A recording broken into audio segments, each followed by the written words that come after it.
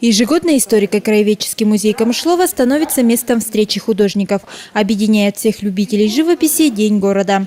Торжественное мероприятие не осталось без внимания творческих людей. Писатели, проживающие на Камышловской земле, выражали свою благодарность и восхищение в стихах.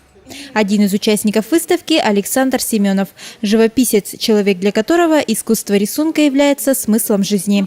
Его работы выставляются в Екатеринбурге, Москве и других городах не только России, но и зарубежья. В его творениях есть все, что близко душе каждого человека. Живопись – основное направление Александра Семенова.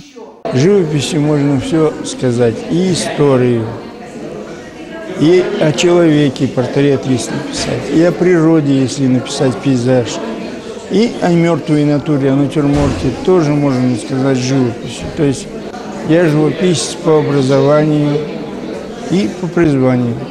Когда появилась фотография, сказали, не будет живописи, все, мы ее задушим. Фотограф никак не смогли задушить, потому что живописец, он может убрать. Вот ему не нравится это место, может передвинуть.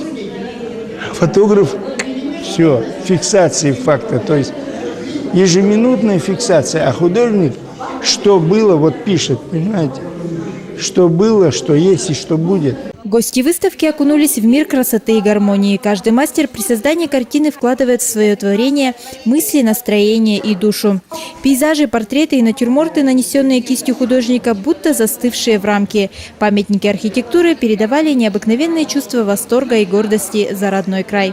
Как отмечают посетители выставки, подобные встречи помогают отвлечься от повседневной суеты и окунуться в мир искусства. Среди гостей присутствовал и глава города Михаил Чухарев.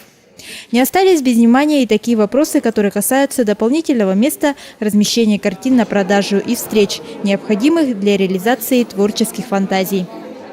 Дина Женусова, Мария Кондакова, Станислав Мишенькин, Камышловское телевидение.